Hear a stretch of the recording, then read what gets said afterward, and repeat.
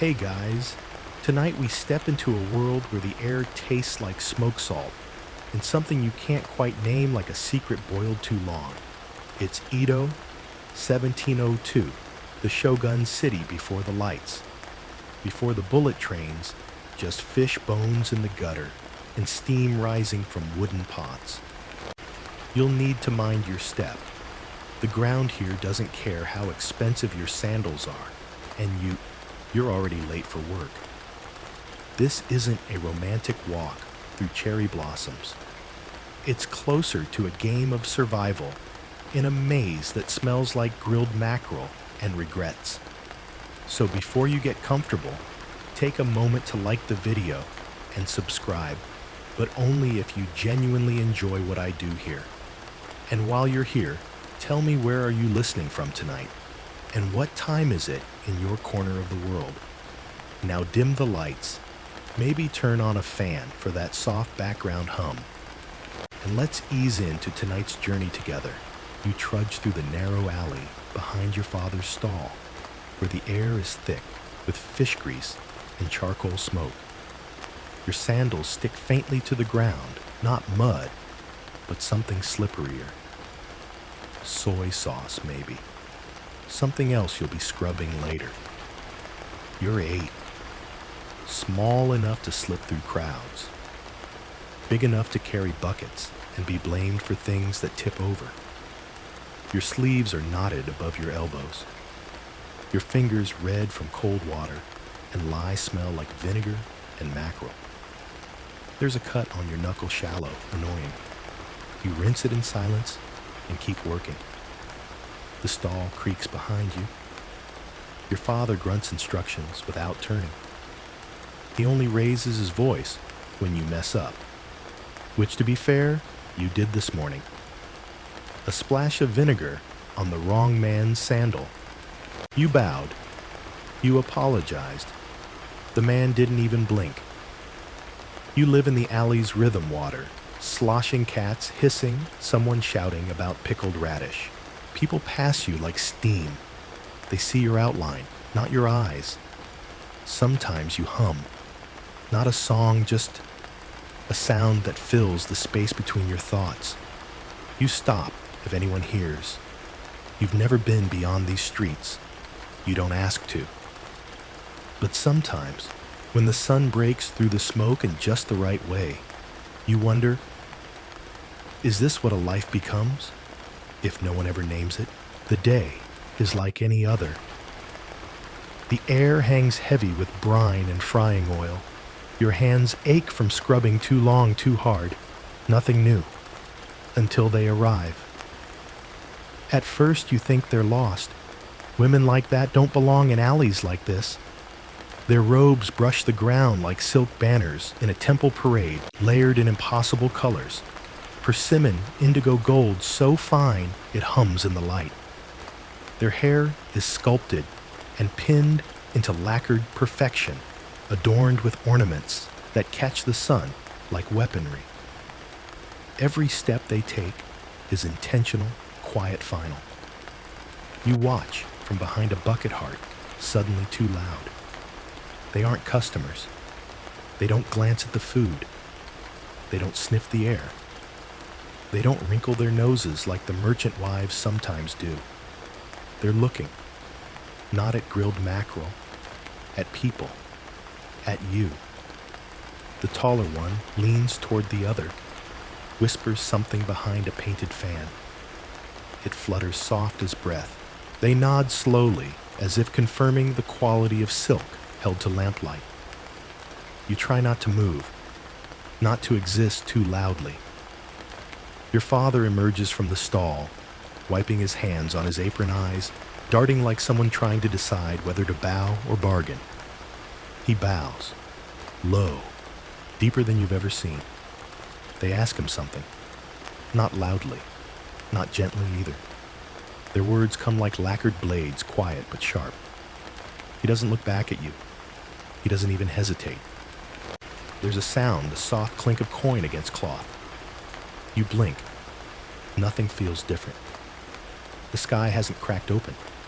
The earth doesn't tremble. A nearby vendor keeps shouting about dried squid.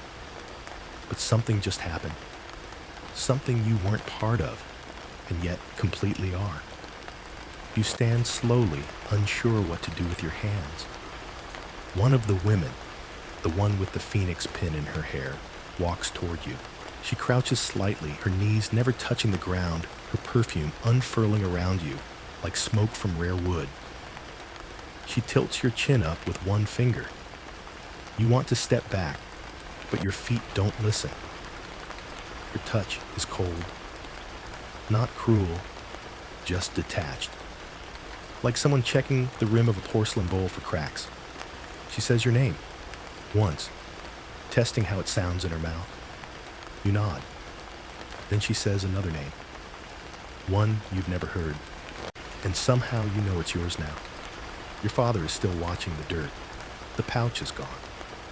The women are already turning away their sandals, barely making a sound. And you're still standing in your work apron, fingers stiff, eyes wide, heart folded in strange new shapes. You wait for your father to say something, to explain, to call you back, to look at you. But he only picks up a cloth, turns back toward the grill, and wipes a spot that isn't even dirty. And just like that, you disappear from his life. Bought. Quietly. Completely. Like a coin that slipped between floorboards. Certainly here is. The walk is quiet. Not because no one speaks, but because nothing you could say would matter now. One of the women holds your hand gently, like one might guide a child through a garden. The other walks ahead, fan-closed eyes sharp beneath painted lids. You've never left the stall before. Not really. Not like this. The alleys stretch wider now. Less smoke, more perfume. A man wheels by with a crate of chrysanthemums. Their scent is too sweet, almost fake. It catches in your throat. Your feet stumble on uneven stone, and the woman beside you steadies you without looking down. You don't ask where you're going. You already know. Not in words, not even in pictures. But somewhere inside your ribs, a part of you has already packed itself into silence. The gate appears without warning. Massive. Red. Not the cheerful red of shrine ribbons or Lucky Charms. This is deeper, darker. The color of lacquered wood, soaked in centuries of secrets. 2 lanterns hang on either side, their silk bellies glowing faintly even in daylight.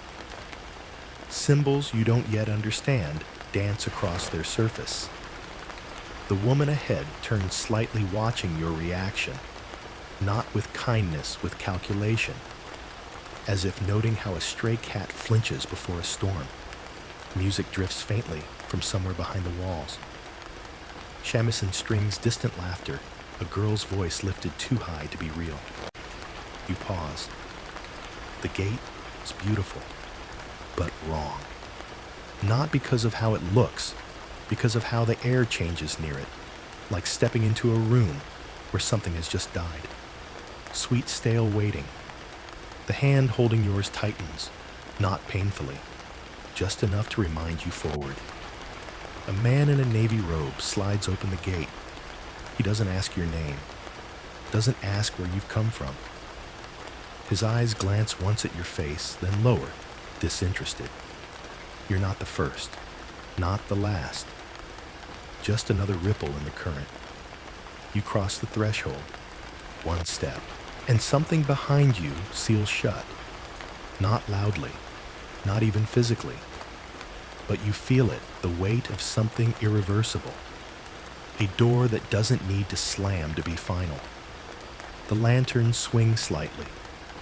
There is no wind, and your old world of vinegar fish scales and your father's silence stays behind.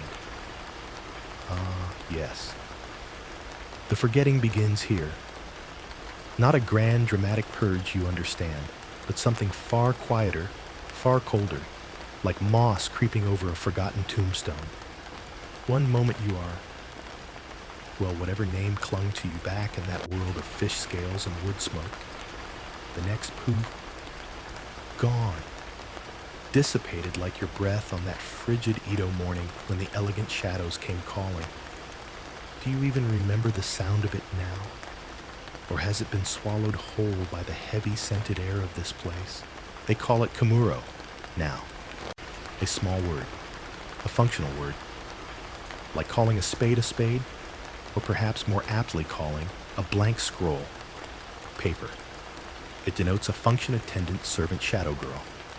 Less a name, more a job title whispered in the hushed corridors of Theageia. Think of it, the most brutal corporate rebranding imaginable. A feudal HR system where your very identity is the first asset liquidated. They don't ask child, they simply remove it. One brisk morning before the first client could possibly stir a senior woman, her face a mask of practiced indifference, her hands smelling faintly of camellia oil and starch, informs you, not announces, informs, as one might note the weather. You are Kamuro now. And just like that, the girl who trudged through the mist is erased. Does a part of you shrivel and hide deep inside a tiny, terrified seed? Of course it does. Where else could it go? Your new world is measured in tatami mats and the precise angle of a folded kimono sleeve.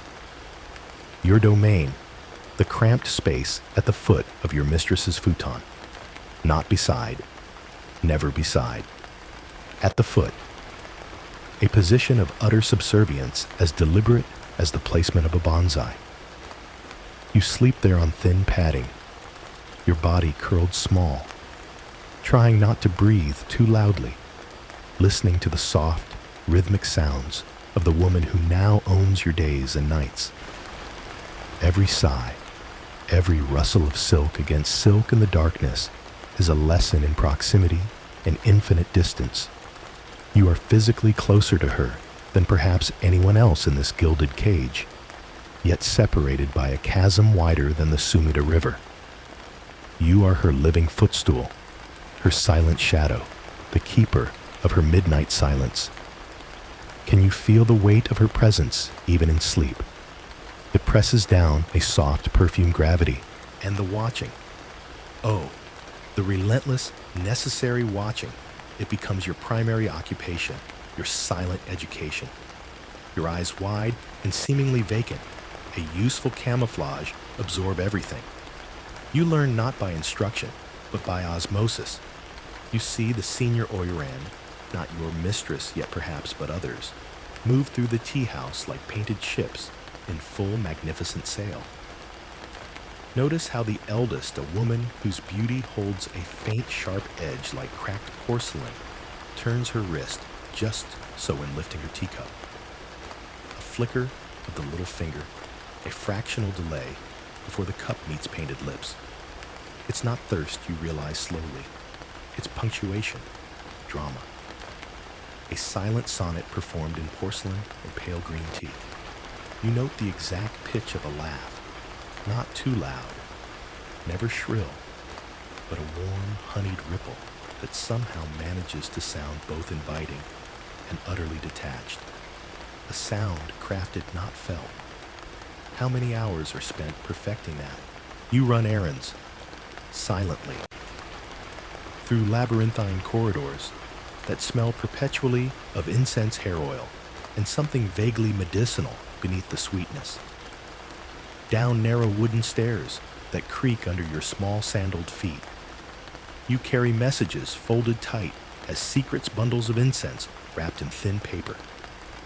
Fresh towels warmed near the charcoal brazier. You are a small, swift ghost, darting between the towering, brocaded forms of the courtesans and the bustling maids. Your silence is your shield. Speak only when absolutely commanded. Your value lies in your invisibility, your ability to absorb without reaction. See the way that young Shinzo flinches, just barely, when the mistress corrects her posture with a sharp whispered word, file it away. Witness the fleeting shadow that crosses the face of the beautiful Oiran. When a particularly tedious patron drones on, remember the exact way her fan snaps shut. A punctuation mark of concealed impatience. These are your textbooks, written in size in the set of a shoulder, in the infinitesimal tightening around eyes that must always, always appear languid and pleased. You learn the hierarchy etched in every interaction. Who bows lower to whom? Whose silence is deferential and whose silence is disdain. The subtle shift in tone when a senior Kamuro addresses a junior Shinzo. The almost imperceptible straightening of a spine when the mistress of the house glides past.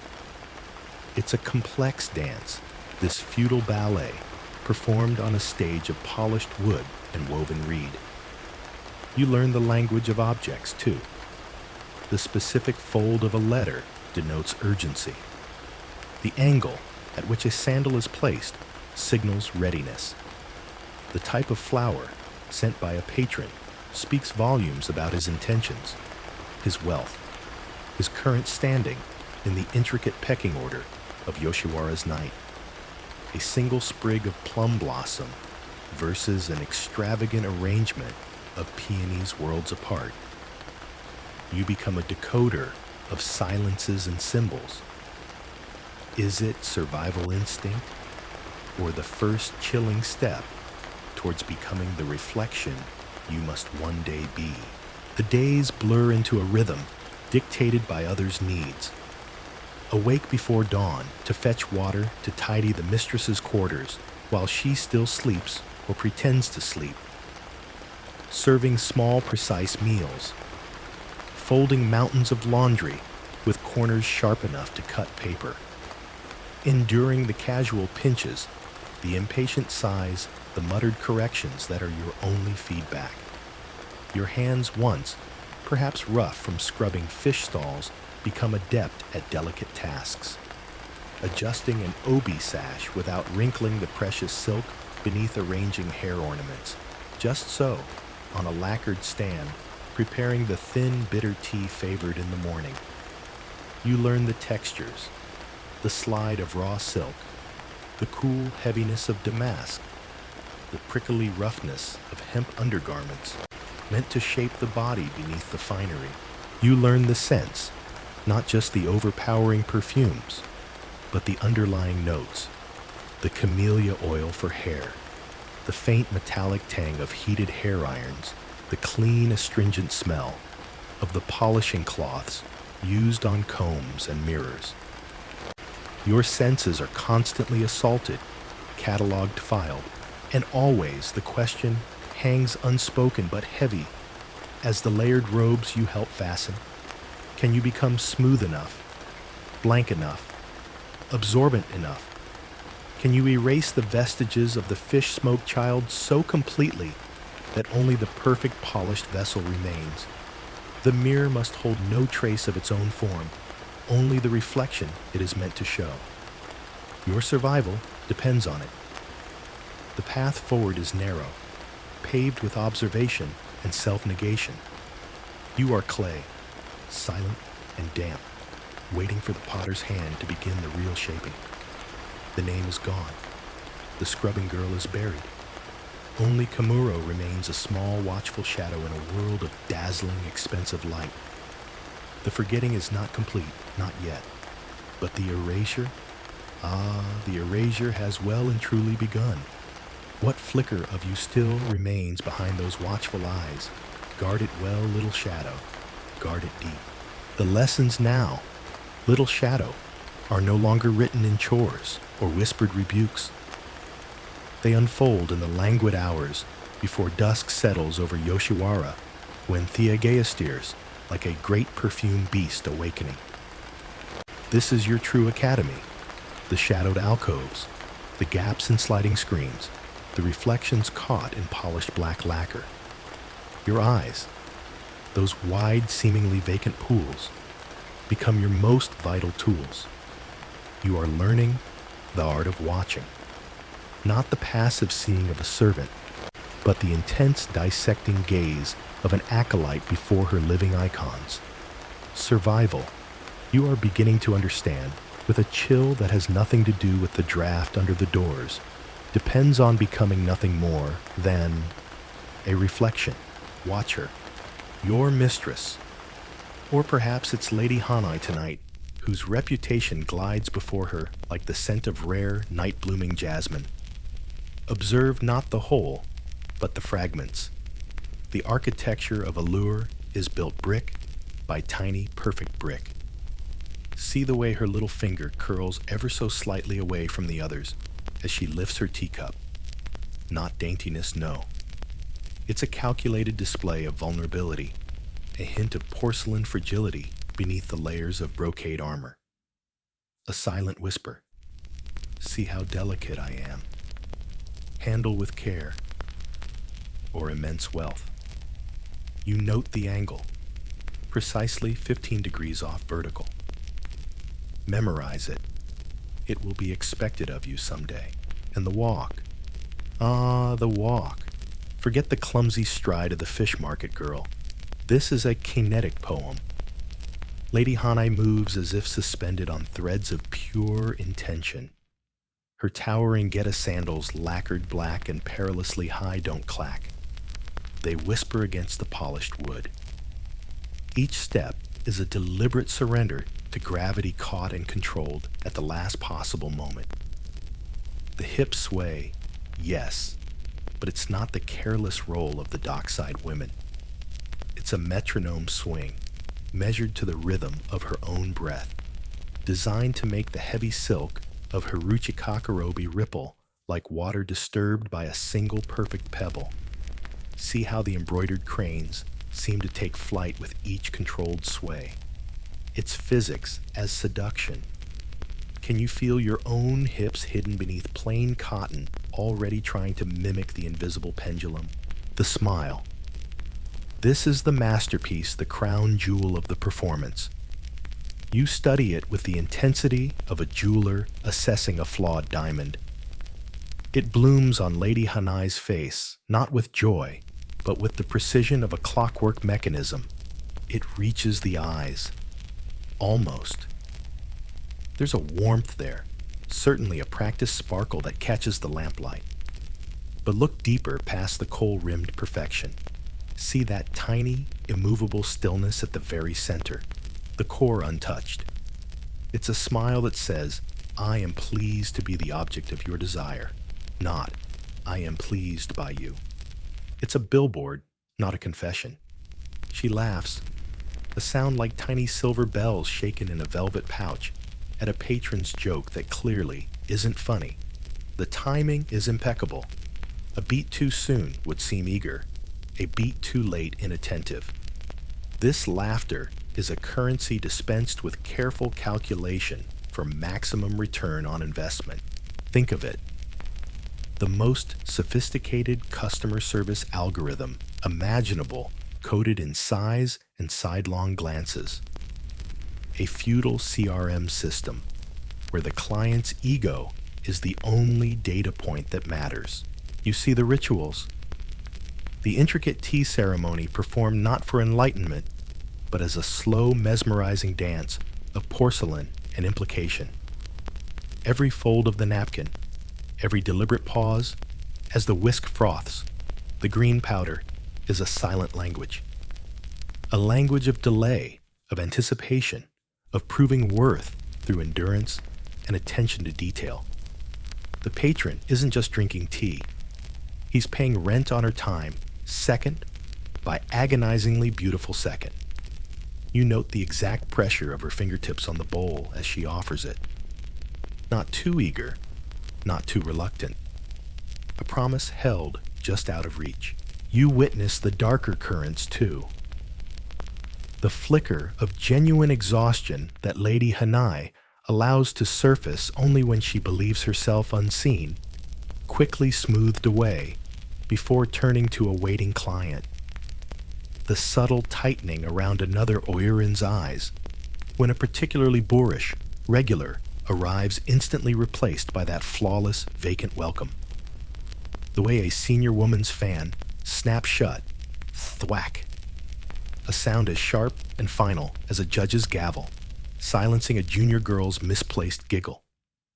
These are the unspoken rules, the penalties for breaking character. You file them all away, the micro-expressions of strain, the tells of hidden contempt, the methods of enforcing the illusion.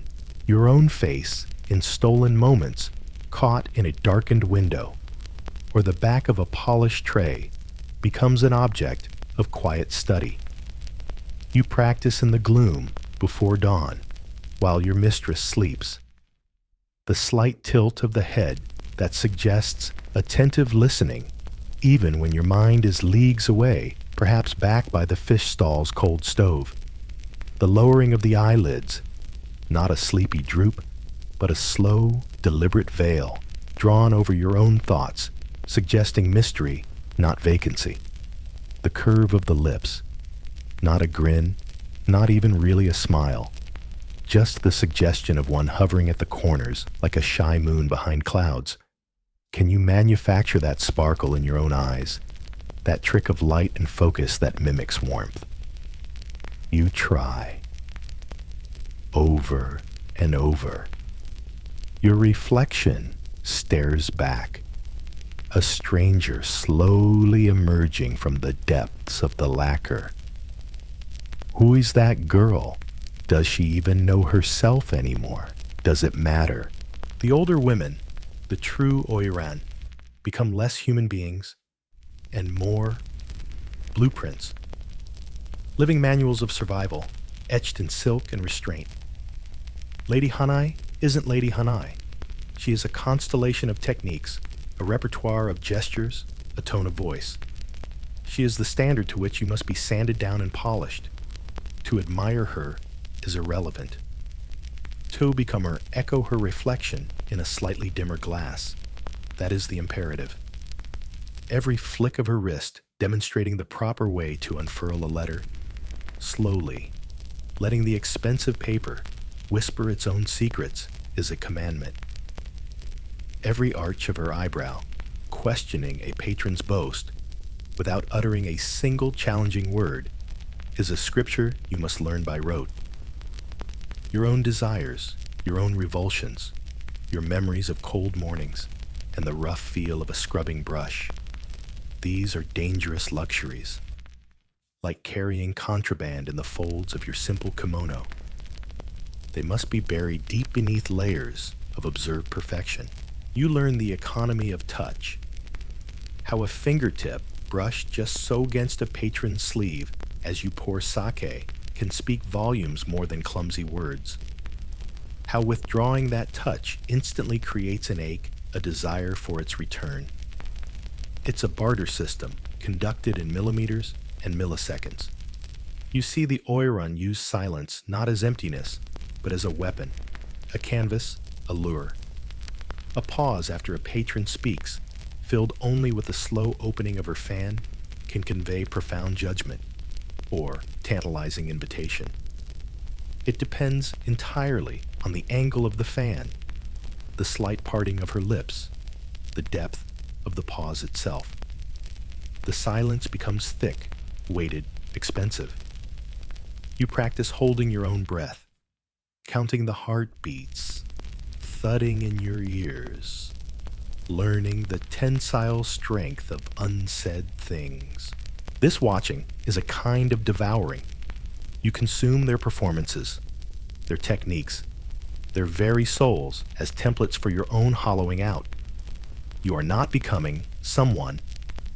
You are becoming no one specific, so you can become anyone desired. A mirror doesn't possess its own image. It merely offers back what is placed before it. That is your destiny taking shape in the lamplight. To reflect the patron's fantasy, the house's expectations, the rigid rules of Yoshiwara, flawlessly, without a ripple of your own true self to distort the picture. The girl who entered is fading like ink exposed to relentless sun. What remains is the polished surface, learning to catch and hold the light just so. The erasure isn't just of your name, little Kamuro. It's the meticulous scraping away of you layer by fragile layer until only the perfect empty vessel for someone else's dream remains. Watch, learn, reflect, survive. Is there any other path through this gilded maze? The red lanterns outside cast long dancing shadows, but none so deep as the one growing where yourself used to be. The Kamuro's silent watching little shadow was merely the primer. Now the brush touches the canvas. They call you Shinzo now. A slight elevation, a whisper above Kamuro, yet still leagues below the celestial orbit of the true Oiran. Think of it. Moving from intern to junior associate in the most ruthless, aesthetic corporation imaginable. The title Shinzo isn't freedom. It's a tighter set of shackles, beautifully gilded. Your apprenticeship in observation is over. Now begins the doing.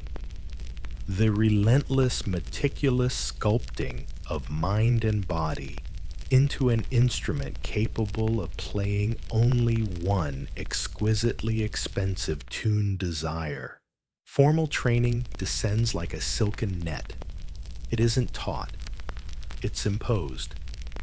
Imagine boot camp run by aesthetes, where the drill sergeants wield fans instead of batons, and the obstacle course is woven from social nuance and physical endurance. Your days fracture into segments, each dedicated to chiseling away another rough edge of the fish market ghost still haunting your posture, your voice, your very breath. First the body. Dance, not the joyful stumbling whirls of children outside the gate. This is Nihonbuyo, a language written in the slow, agonizingly controlled tension of muscle and bone. You stand for hours, not merely standing, but containing. Spine elongated, as if suspended from the crown of your head by an invisible thread chin tilted just so. Not proud, but receptive. Shoulders down, back creating that elegant hollow above the collarbones, a chalice waiting to be filled with admiration. The muscles in your thighs scream. The arches of your feet forced into unfamiliar angles even before the get-a burn. A senior instructor, her face impassive as a no-mask, circles. Her touch is light precise and freezing cold. A fingertip presses between your shoulder blades, too stiff, like a frightened peasant. A tap against your lower ribs. Collapse here, and the entire illusion crumbles. Hold. Breathe through the pain, not around it. The message is clear. Grace is not effortless. It is excruciating effort, meticulously concealed. It's the art of making agony look like floating. Can you feel the sweat tracing icy paths down your spine beneath the thin practice robe? Hold. Just hold. Then, the steps. Learning to walk in the towering Gakubo sandals isn't walking. It's a high-wire act performed inches above disaster. Each step is a calculated negotiation with gravity. You fall, often.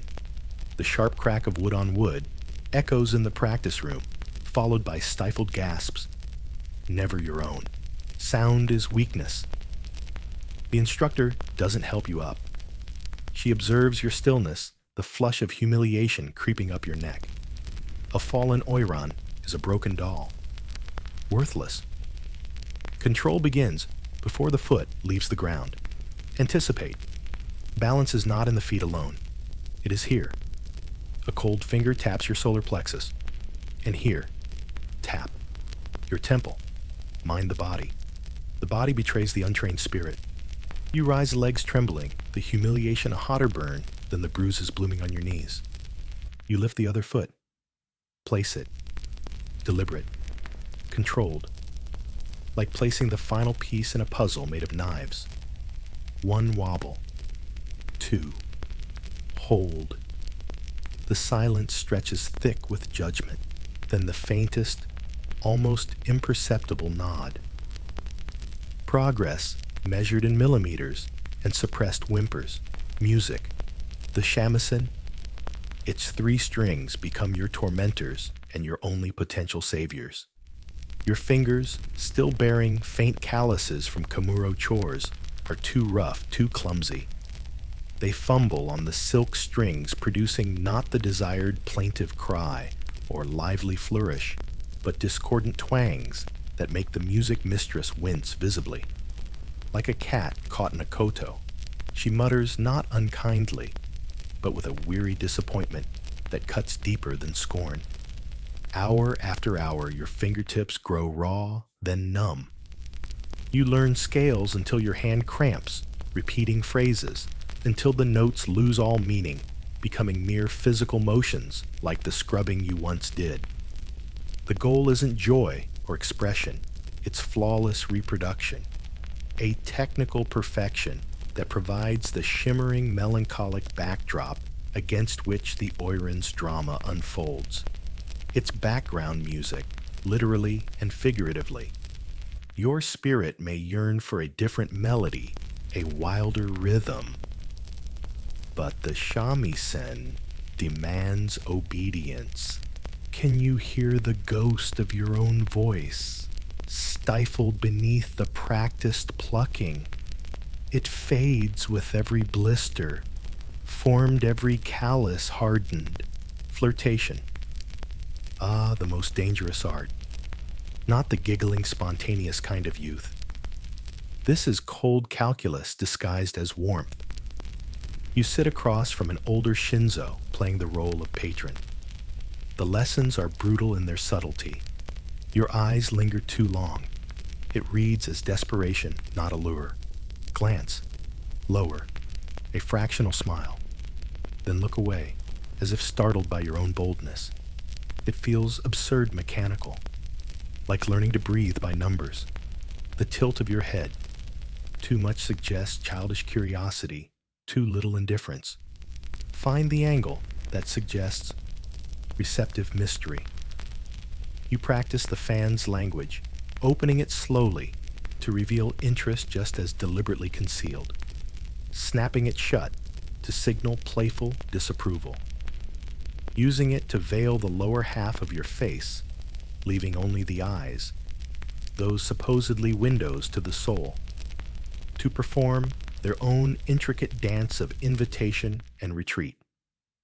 The eyes, you learn, are the hardest to lie with. How do you manufacture that spark of connection, that illusion of unique fascination for whichever patron sits before you? The answer is chilling. You don't feel it. You simulateet. You learn the physical triggers, the slight widening, the softening focus, the subtle tracking of his smallest gesture. That look-like engagement. It's emotional taxidermy, preserving the appearance of life long after the feeling has fled. Can you feel the hollowness spreading behind your practiced gaze? Good. That hollowness is the necessary vessel. Restraint. This underpins everything. It's the steel beneath the silk. You learn to swallow reactions. A patron's clumsy hand on your knee beneath the low table. Not a flinch. Not a recoil. Perhaps a slight, almost imperceptible shift into. The touch paired with a demure lowering of the eyes that could imply pleasure. Or profound, unspoken endurance. It's a deflection. A redirection. You learn to endure the dull ache of the elaborate hairstyles, the pins biting into your scalp without letting the strain touch your serene expression. You learn to sit perfectly still for hours on the hard tatami legs going numb back screaming, while conversations you find crushingly dull swirl around you.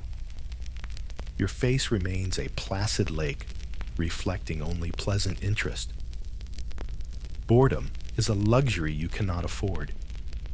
Discomfort is irrelevant. Pain is a private guest never acknowledged in public company. The greatest lesson, how to smile without feeling. The smile.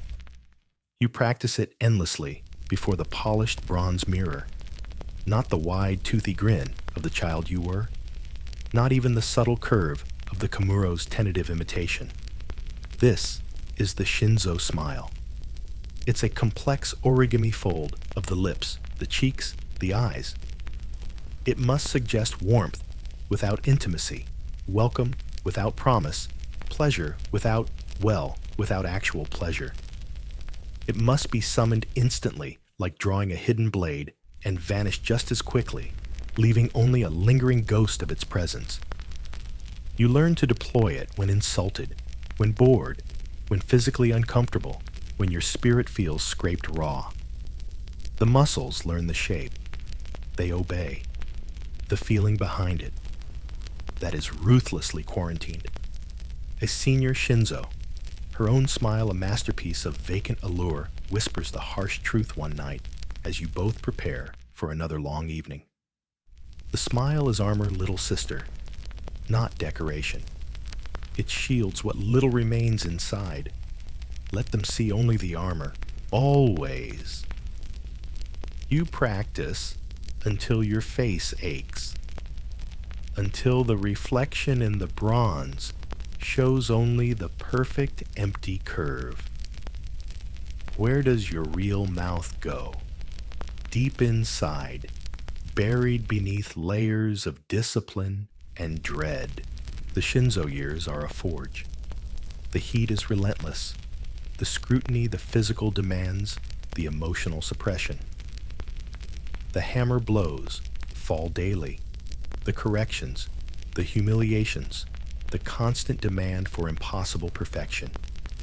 Your mind becomes a labyrinth of rules, which sleeve to use when pouring sake for which rank of patron.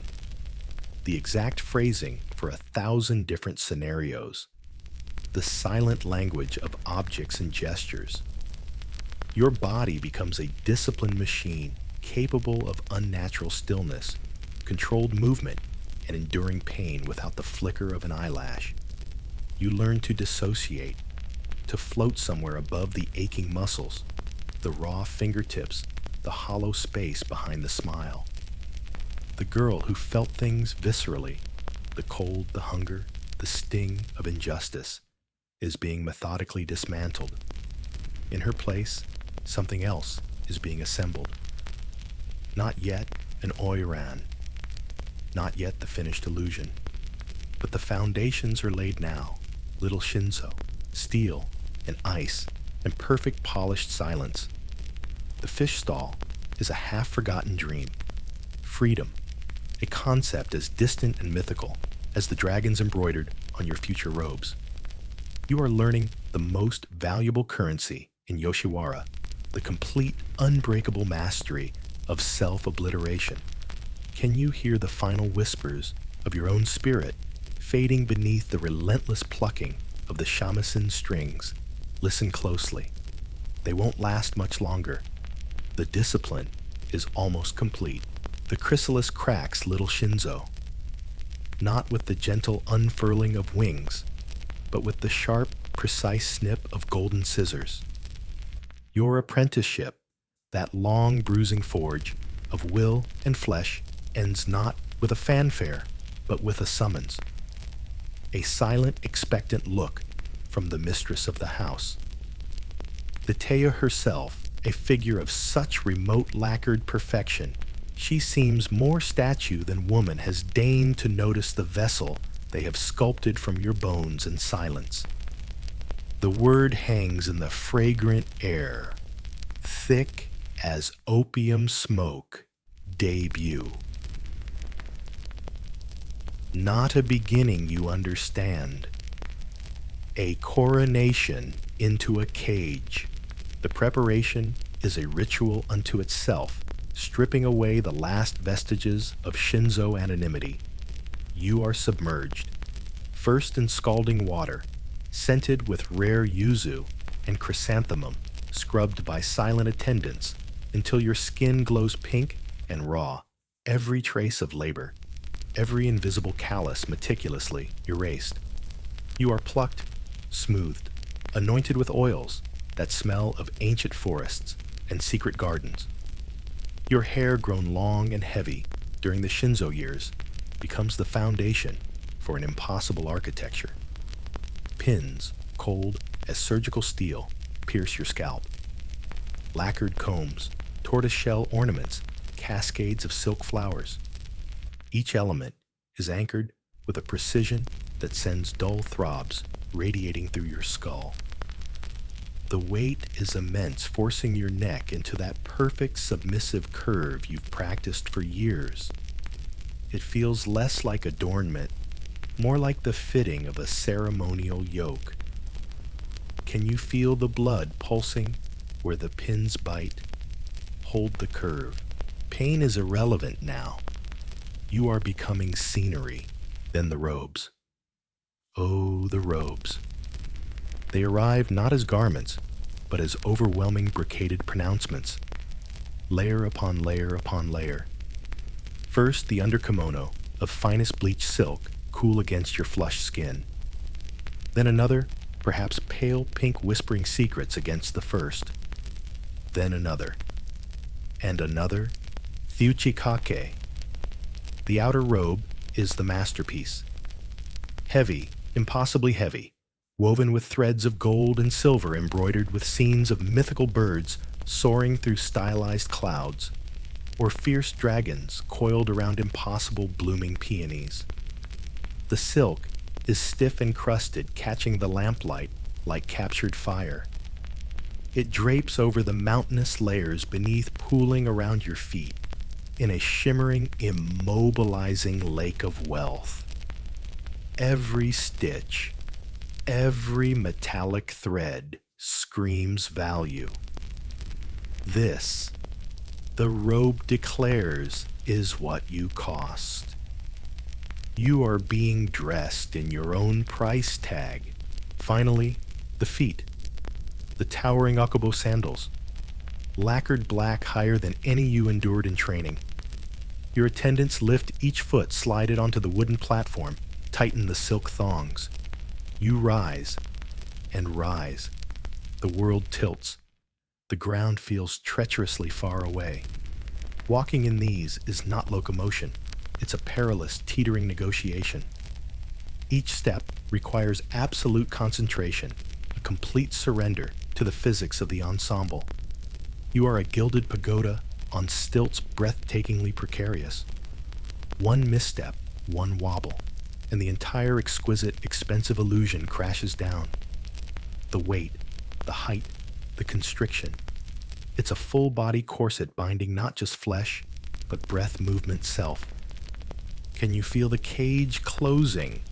It's woven from silk and gold leaf. The procession, your first public appearance as an Oiran. Not your name, of course.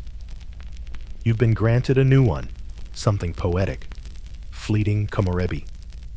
Sunlight filtering through leaves, appropriate, ephemeral, beautiful only in passing. You emerge from Theagia into the lantern-lit twilight of Yoshiwara's main street. The air thick with competing perfumes, incense, and the murmur of anticipation hits you like a wall. You are flanked by your Kamuro attendants, small watchful shadows, and a senior Shinzo, carrying your shamisen like a ceremonial weapon. Yowakai Mono. The male attendant who clears your path steps forward with a sharp, commanding shout. The crowd parts. You move. Or rather, the robes move, and you are carried within them. The okobaclak, a slow, deliberate rhythm on the paving stones. Karan Karan, the sound designed to draw every eye. It's not a walk. It's a stately glacial parade. You feel hundreds of eyes upon you, stripping away the layers of silk, assessing, valuing, desiring. Men in fine silks, merchants with calculating gazes, boisterous samurai momentarily hushed. Their stares are palpable, a physical pressure against your heavily painted face. You keep your gaze lowered, fixed on a point, about 6 feet ahead on the ground, just as you were drilled. Your face is a mask of serene, untouchable beauty. The Taiyu's posture, Lady Hane's wrist, angled the senior Shinzo's vacant smile. Every borrowed gesture, every practiced nuance is deployed with robotic precision. Inside, a frantic pulse hammers against your ribs, a trapped bird beating against the gilded bars. The sunlight through leaves feels like a mockery. You are not light. You are lead wrapped in splendor. Do they see the fear beneath the white makeup, or only the dazzling, expensive shell? The night deepens. The procession is a blur of light sound and crushing weight. You return to Thiagea, not to rest, but to be prepared for the private audience. The pinnacle, the auction's final bid, Mizuage. The word itself is deceptively soft like water flowing over stones. There is no flow here, only a transaction. He is there. The patron, the one who has paid the astronomical sum for the privilege of being the first to possess. He may be old, his breath smelling faintly of stale rice wine and privilege. He may be young, flushed with inherited wealth and a sense of entitlement as vast as his ignorance. It doesn't matter. You are led into the private chamber, a room drowning in luxury, thick with incense meant to obscure less pleasant truths. You perform the rituals, the serving of sake, with hands that do not tremble. You train them not to the murmured pleasantries, in a voice you scarcely recognize as your own, pitched to a soft melodic murmur, devoid of any true inflection. You see the appraisal in his eyes, not of you. Komorebi, but of the investment, the rare artwork he has acquired. The attendants withdraw. The door slides shut with a soft final click. The air changes. The performance shifts. The elaborate defenses, the posture, the lowered gaze, the fan held just so, are no longer shields against the crowd, but instruments for a much more intimate, much more terrifying negotiation. You are alone with the purchaser. The robe, that mountain of brocade, feels suddenly like a shroud. The pins in your hair feel like nails. He approaches. There is no courtship, only the inevitable gravity of the transaction. His hands, when they touch the impossibly expensive silk covering your shoulder, feel alien heavy. You summon the Shinzo's arsenal. The slight receptive tilt of the head, the fractional lowering of the eyelids, suggesting mystery, not fear, the ghost of a smile playing on lips that feel numb. You are a mirror, reflecting back the fantasy of conquest he has paid for. You move, as you were trained, a slow, deliberate unfolding, dictated by tradition and expectation, not desire. Every touch is endured. Every sigh he mistakes for pleasure is a carefully modulated exhalation of control. You focus on the intricate pattern of the ceiling screen, on the distant sound of a shamisen from another room, on the precise angle you must maintain in your neck. You dissociate. You float somewhere above the heavy silk, above the grasping hands, above the violation, disguised as privilege. The body endures. The mind retreats to that deep, silent place you carved out during the Shinzo years, the hollow core behind the smile. It is not passion. It is possession. A ritual of purchase, meticulously choreographed and devastatingly final. He takes what he has paid for. You give nothing he hasn't already bought. The pain, when it comes, is sharp, then dull. You do not blink. You do not cry out. You breathe through it as you breathed through the muscle cramps, during dance practice as you endured the pins in your scalp. Your face remains a mask of serene, almost detached beauty. The ultimate performance of your Shinzo training. To show feeling now would be a breach of contract, an insult to the value placed upon you. When it is over, he leaves satiated, already perhaps thinking of his next acquisition. Attendants slip back in silent as wraiths. They help you remove the crushing weight of the outer robes that torture a sokobo. They bring warm water cloths. The physical traces are washed away with efficient detachment. But something else has been washed away too. Something irrevocable. You are left alone in the sudden shocking lightness. The silence rings. You look at your reflection in the polished bronze mirror. The elaborate hairstyle is still intact, a monument to artifice. The white makeup is flawless, a perfect mask. The eyes that stare back, they are older, much older. The last flicker of the fish stall child, the ghost that clung on through the Kamuro shadows in the Shinzo forge, has been extinguished, snuffed out as efficiently as a candle at dawn. Childhood didn't fade, it was severed. Tonight, in that gilded room, beneath the weight of silk and expectation, what remains is Oiran Komorebi, a creature of exquisite craft and profound emptiness. The cage, you realize looking at the perfect painted stranger in the glass, isn't just around you, it's within. The debut is complete. The gilded cage is sealed. Freedom. A dream drowned in the silence that follows the Mizuage coin hitting the wooden table. The only sound now is the faint phantom Karan Koronov, your own imprisoned heart, echoing in the hollowed-out space where a girl used to be. Do you remember her name? Does it matter? She is gone. Only the cage remains, breathtakingly beautiful, impossibly cruel. Ah, Komorebi. Sunlight through leaves. A beautiful, fragile name for a creature now encased in lacquer and longing. You walk. That's the first thing, isn't it, you walk? Not stroll, not amble. You process. You descend from Theagea-like, a minor deity condescending to tread the mortal realm. The towering Akubo strike, the paving stones. Karan Koron, Karan Koron. A metronome, beat announcing your passage, a sound that instantly hushes the usual clamor of Yoshiwara. Men stop bartering drunkards, pause mid-sentence rival courtesans, subtly adjust their posture. Your Wakai mono strides ahead, his sharp cry, Shita niero, Shita niero.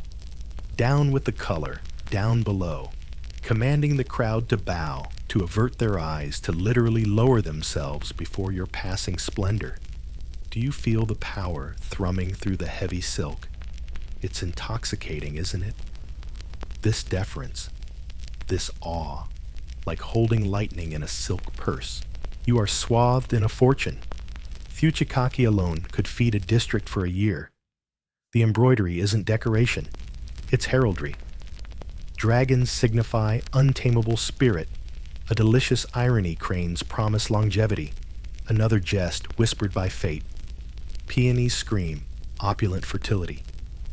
Every thread is a declaration of your worth, your rarity. Your hair, an impossible sculpture held by enough lacquer and pins to build a small shrine, forces your chin up, your gaze forward. Not arrogant, but regally detached.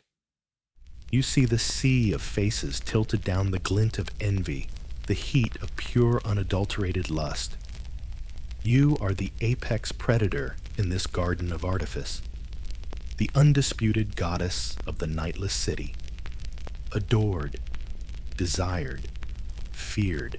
This is your stage, the packed Earth Street, beneath the swaying red lanterns. Your performance is perpetual. Every step is choreographed, a slow, swaying glide, learned through bloodied knees and suppressed tears. The swing of the hips isn't seduction. It's the controlled pendulum of a master clockmaker designed to make the heavy robes ripple with impossible grace, making the embroidered birds fly. Your hands pale as moonflowers against the dark silk rest with studied negligence, one often lightly holding a closed fan, not a tool, but a scepter. Your face painted the flawless white of porcelain is a mask of serene inscrutability. A faint enigmatic curve touches your lips, the Oiran smile. Not welcoming, not warm, but profoundly knowing. It suggests secrets whispered only to the worthiest pleasures, unimaginable to the common rabble. You are untouchable, literally. To brush against your robes accidentally invites swift, harsh punishment. You move in a bubble of enforced reverence. Feel the power. It crackles in the air around you, thick as the incense smoke drifting from doorways. It's heady komorebi, like breathing pure oxygen after a lifetime of coal dust. But step closer, past the dazzle of the brocade beneath the weight of the hairpins. Watch the eyes. Those windows carefully lined with kohl to elongate and enchant hold the true story. They scan the bowed heads not with benevolence, but with the cold calculating precision of a jeweler assessing flawed diamonds. You see the merchant fingering his purse strings, already calculating the cost of an hour. You spot the young samurai, flushed with borrowed money and bravado easy prey. You note the aging patron, his eyes greedy, his hands already trembling with anticipated possession. You see the envy in the eyes of a lesser courtesan, quickly masked by deference. This is your real work, reading ledgers written in human flesh and desire. You are a walking stock market, and every glance is a valuation. Everything. Komorebi is for sale.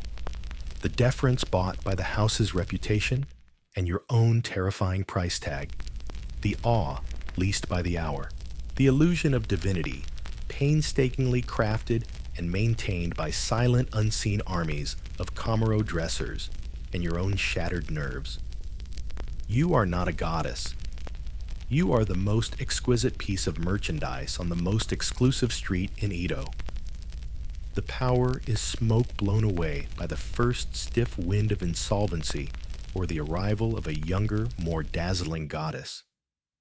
Do you feel the fragility beneath the gold leaf? The performance continues within the tea houses, the private chambers. Here, the goddess descends from her palanquin of silk and steps into a different role. The consummate hostess, the captivating conversationalist, the mirror of every patron's deepest fantasy. The fan becomes your most eloquent prop. Behind its painted silk surface, your true face rests for a stolen second. Then it snaps open with a soft whump, revealing eyes sparkling with manufactured delight at his tedious anecdote about rice yields. You laugh, that perfect bell-like sound, at his heavy-handed joke, the fan fluttering near your lips, concealing the utter stillness beneath. You know exactly when to laugh. Too soon seems sycophantic, too late inattentive. The timing is a science honed in the Shinzo Forge. You know when to lean forward, suggesting breathless interest in his political rant, the heavy sleeves rustling like captured birds. You know when to pull back, lowering your gaze with a hint of demure modesty that inflames rather than cools. You know when to let your hand accidentally brush his sleeve as you refill his sake cup, a touch as light as a moth's wing, yet charged with enough voltage to make his breath catch. It's a dance of millimeters and milliseconds, and the pretense of care. This is the masterstroke. You listen. Oh, how you listen. To tales of business, woes of tedious family squabbles, of inflated boasts about martial prowess or literary genius. Your head tilts at the perfect angle of sympathy. Your eyes widen with apparent concern or narrow with shared indignation. You murmur phrases that feel like balm. How trying for you. Your discernment is remarkable. Only a man of your stature would understand such complexity. You reflect back his own ego polished to a blinding shine. He leaves feeling seen, understood, unique in his magnificence. He mistakes your performance for genuine connection, your professional empathy for personal affection. It's the most valuable illusion you sell, the belief that he, out of all men, has touched the heart beneath the brocade. Behind the fan, as he stumbles out sated or just drunk, your face settles back into its neutral mask. The sparkle vanishes from your eyes like snuffed candles. The care evaporates, leaving only the faint residue of effort and a profound, bone-deep weariness. How many hearts have you pretended to touch today? How many souls have you mirrored? Do you even remember the shape of your own? The gifts arrive. Tokens of adoration, or down payments on future transactions, rare bonsai trees twisted, and ancient symbols of patience you no longer possess. Bolts of silk so fine they feel like mist, destined to become your next gilded cage. Jewels that catch the lamplight, cold, hard, beautiful things that weigh down your dressing table, not your spirit. Even other things. A lock of hair tied with a crimson thread, a poorly written poem dripping with possessive yearning. Once a small lacquered box containing a single drop of dried blood on a scrap of white silk, a grotesque pledge of eternal obsession. These are not offerings to a goddess. They are claims staked, reminders that you are acquired, cataloged, desired as fiercely as one might desire a rare painting or a pedigreed falcon. The power curdles in your throat. You are the idol they worship, yes, but also the sacrifice laid upon their altar of ego. Your walk is a coronation procession, but the crown is made of thorns disguised as jasmine flowers. The reverence is real, but it is for Thoroughby. The performance. The idea of Komorebi. Not for the woman breathing beneath it, all the woman who remembers the scent of fish, and cold mornings, the woman whose childhood ended in a perfumed room. That woman is buried so deep even you sometimes doubt she ever existed. The illusion of power is your prison's most beautiful wall. You are a queen whose every decree is dictated by the purse, a goddess whose divinity evaporates at dawn. You walk like royalty because you were trained like a show horse. You perform like a queen because your survival depends on flawless entertainment. Behind the fan, Komorebi, you aren't laughing with them. You are laughing at the cosmic joke of it all. Or perhaps you're not laughing at all. Perhaps that perfect tinkling sound is simply the shivering of your own caged heart echoing in the vast gilded emptiness. Does the goddess ever weep? They wonder. Only when the makeup is off, little idol. Only when the night is deepest and the red lanterns cast their long, lonely shadows. Admiration hangs around you, Komorebi, thicker than the incense perpetually coiling towards the rafters. It's a physical presence, a constant hum beneath the murmur of the tea houses, a tangible heat in the eyes that follow your every glacial procession down the lantern-strung street. Men sigh your chosen name, Komorebi, Komorebi, like a prayer to a capricious moon goddess. They compose bad poetry, comparing your eyes to mountain springs, your skin to cherry blossoms at dawn. They compete sometimes subtly, sometimes with the clumsy aggression of stags in rut for the privilege of an hour in your presence, basking in the reflected glory of possessing, however briefly, the unpossessable. You are adored, not as a person understand, but as a phenomenon, a living masterpiece, the ultimate luxury good. They adore the impossible cascade of your hair, the way the lamplight catches the gold threads in your uchikake, the precise, agonizingly slow tilt of your head as you listen to their tedious boasts. They adore they of you, the meticulously crafted illusion of untouchable beauty and fathomless, expensive grace. You are the walking embodiment of their most extravagant fantasies, proof of their wealth, their taste, their power to command such rarefied company. Their adoration is a heady drug komorebi. Inhale too deeply, and you might almost forget the fish scales under your fingernails, long scrubbed away, but somehow still lingering in memory's scent. Almost, for beneath the adoration, as constant as the drone of the cicadas in summer, hums the quieter, colder truth, replaceability. It thrums in the arrival of each new Kamuro, wide-eyed and terrified, another blank scroll waiting for the house's brush. It whispers in the soft, appraising glances the mistress casts over younger Shinzo, noting the pliancy of their limbs, the brightness of their eyes before experience clouds them.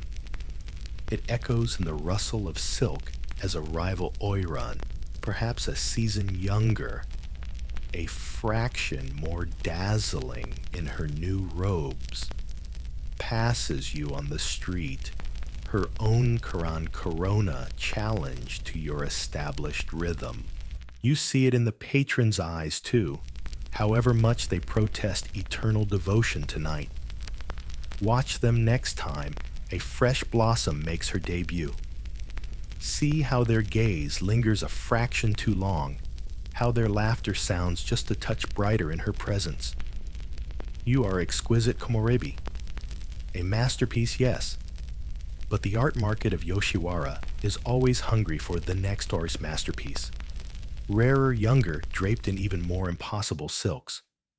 Your value is astronomical, but it is not eternal. It depreciates with every season, with every tiny line. The white makeup struggles to conceal. With every moment, a newer, brighter star ascends. Your adoration is conditional, leased by the hour, revocable upon the appearance of a shinier bauble. You are priceless until the moment you are not. The awareness sits in your gut like a cold stone, even as you accept another cup of sake with a wrist turn that makes the patron gasp. And then the gifts. Ah, the tributes to this fragile idolatry. They arrive with solemn ceremony borne by servants, or presented with trembling hands by the patrons themselves. Rare bonsai trees gnarled and ancient twisted into miniature landscapes of tortured beauty. Symbols of patience, endurance, long contemplation. Virtues you haven't the luxury to cultivate. They sit in your receiving room, these stunted giants, demanding meticulous care you delegate to a Kamuro. They are beautiful prisons for living things, much like your own existence. Do they whisper to you of roots bound too tight? Bolts of silk arrive.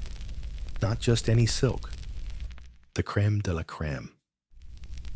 Nishijin brocade, heavy enough to stand on its own, woven with threads so fine they seem spun from moonlight.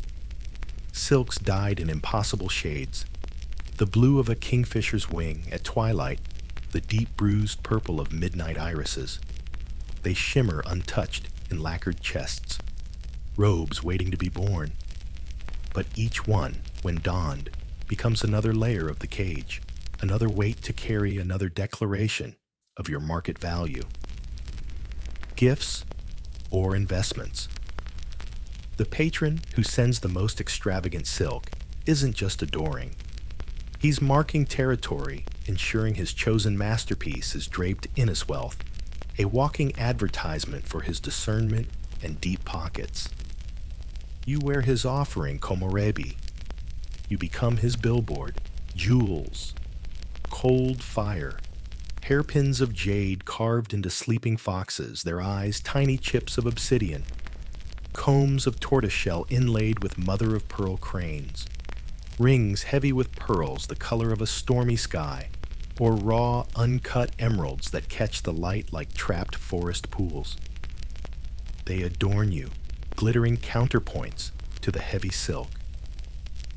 They are cold against your skin, these beautiful hard things. Tokens of obsession, not affection. Each piece feels less like an adornment and more like a shackle, a physical manifestation of the debt, the expectation, the claim.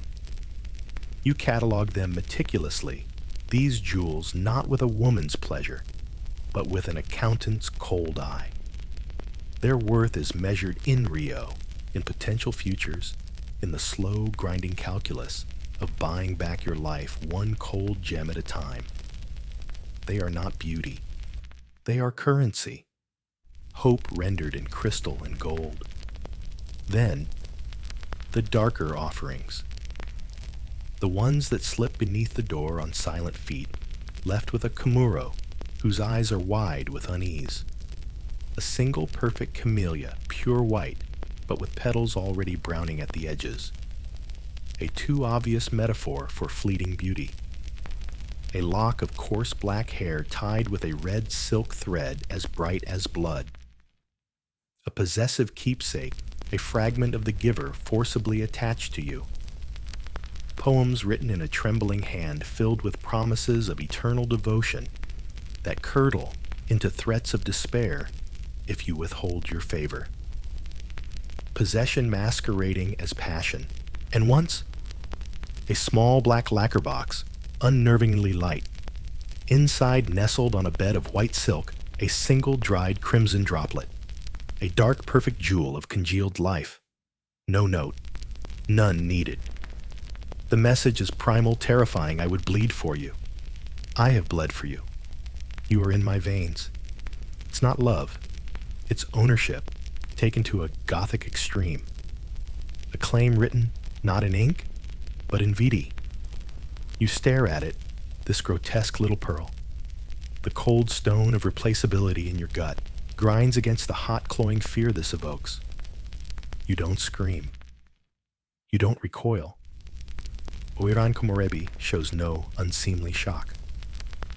With hands that don't tremble, they learnt not trembling. Long ago you closed the lid. You hand the box to your senior kimuro. Store it, you say, your voice flat as still water, with the others. It joins the collection of unsettling tributes. The hair, the poems, the decaying flowers. Evidence of the dangerous edges of the adoration you cultivate. The flip side of being a goddess, attracting acolytes who mistake obsession for worship, who see not a woman, but a vessel for their own consuming darkness. Wrapped in silk, worth a fortune, adorned with jewels that could ransom a lord, you are the envy of Yoshiwara. You walk like a queen, feed on adoration, command silence with a glance, yet bound by an invisible fate tighter than any obi sash. Admired, yet perpetually auditioning. Adored, yet profoundly alone. Possessing treasures that could buy a small kingdom, yet bargaining desperately for the one thing truly priceless and slipping further from your grasp with each passing season, yourself, your freedom. The silks are your shroud, the jewels, your chains, the adoration, the incense masking the slow decay beneath. You are magnificent komorebi, a breathtaking illusion.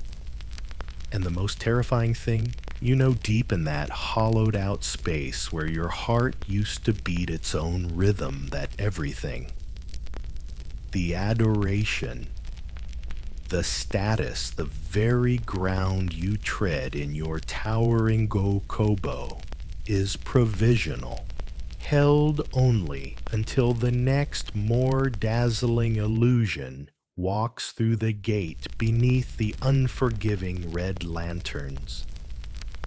The price of being priceless little idol is knowing you are ultimately disposable. A new scent drifts through Theagea corridors, Komorebi. Not the familiar notes of camellia oil, ancient incense, or the faint metallic tang of heated hair irons. It's something sharper, lighter, unsettling. The scent of newness, of unscarred skin, of ambition, yet unbruised by the weight of brocade and expectation. It clings to the air like the first cool breath of autumn, whispering a truth you feel deep in your bones. The season is turning. You see them. Of course you see them. The new Kamuro, yes, perpetually cycling through like anxious chicks. But it's the Shinzo who catch your eye, and the breath in your throat. They seem to arrive more frequently now, each batch appearing impossibly younger, their skin possessing a luminosity yours once held untouched by years of heavy makeup, sleepless nights, and the slow erosion of spirit. Their eyes, their eyes, bright not with the hard-won sparkle of practiced allure you deploy, but with a terrifying, unjaded light, wide with a mixture of terror and nascent avarice. Yes, but beneath it, a terrifying reservoir of untouched resilience. They watch you now, Komorebi, just as you once watched Lady Hanai. But their gaze isn't pure awe anymore. It's assessment, calculation. They see the goddess of the street, and they see the space she will one day vacate. Their youth is a silent, relentless accusation. You notice the subtle shifts. The mistress's gaze, once critically appraising your posture, your presentation, now lingers a fraction longer on a new Shinzo's graceful wrist turn during dance practice. Patrons you've known for years, whose predictable rhythms and preferences you've mapped with the precision of a cartographer, suddenly develop a newfound appreciation for the freshness of a debut performance. Their compliments, once lavished solely upon you, now sprinkle like careless rain upon the newest blossoms. Such youthful energy. One sighs, watching a Shinzo laugh a genuine unpracticed sound that grates against your nerves. Eyes like dewdrops, murmurs, another his gaze, tracking a girl whose skin truly does seem to glow from within, untouched by the thousand tiny indignities of this life. The comparison hangs unspoken, but you feel it like a draft on the back of your neck. Your own meticulously maintained perfection suddenly feels effortful, studied, like a masterpiece viewed too often, its brilliance dimmed by familiarity. The mirror that polished bronze confessor becomes both enemy and reluctant witness. You lean closer in the lamplight, the white makeup thick as ritual plaster. You see it, not dramatically, not yet. But the signs are there etched in the faintest of lines. The ghost of a crease at the corner of your eye, visible only when the powder settles just so. A slight softening along the jawline that no amount of careful contouring with rouge can entirely disguise. The skin at your throat, once swan smooth, holds the faintest suggestion of texture. You apply the white paste with a heavier hand layer, the rouge more precisely. You spend longer ensuring the black kohl defines your eyes with sharp, unwavering lines. The ritual of transformation takes longer now. The mask requires more scaffolding. The effort itself is a testament to the fading light. When did the act of becoming komorebi start to feel like holding back a tide? The procession walks feel different. Thekaran, Koronoff Yorokobo still, commands the street. The crowd still parts, heads still bow. But the whispers that follow, you now hold a different note. Admiration, yes, but tinged with nostalgia, a patronizing appreciation. Still magnificent Komorebi-san, an older merchant, remarks his tone carrying the faint sigh one uses for a beloved but slightly faded heirloom. Timeless elegance. Timeless. The word lands like a stone. It doesn't mean eternal. It means souled, belonging to another time. You catch the sideways glances of younger men, their eyes flickering past you, drawn like moths to the newer, brighter flames making their debut. The weight of the robes, always immense, now feels like the weight of years pressing down. The towering hairstyle pulls at your scalp with a sharper ache. Every step in the towering sandals is a battle against gravity and encroaching time. The goddess walks, but her steps feel heavier, the reverence tinged with the bittersweet acknowledgement of a sunset viewed. And so, in the deep private watches of the night, when the last patron has stumbled out, smelling of sake and self-congratulation, and Theagia settles into an exhausted hush, you turn away from the mirror's cold truth. You turn to your ledgers, not the house's accounts, but your own. Your private, desperate inventory. The lacquered chests are opened one by one. The scent of cedar and mothballs rises, mixing with the fading perfume of the night. Here lies your tangible value, your hoarded hope. You unfold the silks, not with the reverence of admiration, but with the cold assessment of a pawnbroker. The Nishijin brocade, heavy as chainmail, embroidered with dragons that once felt like symbols of power, now just represent Rio. You run your fingers over the intricate weave, calculating. How much for this one? The deep purple uchikaki with the silver woven peonies? The sky blue one, lighter, perhaps more appealing to a younger buyer. Each fold releases a memory, a patron, a performance, a night endured. You smooth them, refold them with sharp corners. Assets. Liquid assets waiting to be realized. Then the jewels. You lift them from their velvet nests. The jade fox hairpin obsidian eyes glinting dully. The tortoise-shell comb with its mother-of-pearl cranes frozen in flight. The heavy pearl ring, the uncut emerald that catches the lamplight like a trapped green soul. They are cold in your hand. Beautiful, hard, undeniable facts of wealth. You weigh them not for their beauty, but for their heft in gold. You catalog them mentally. Item 1, jade hairpin, fine carving. Estimated value high. Item, emerald uncut, sizable. Estimated value, very high. The cold stone of replaceability in your gut, warm, slightly replaced by the grim heat of calculation. These are not adornments, they are ammunition. Bullets forged in the crucible of your endurance, meant to blast a hole in the gilded cage. You count the coins.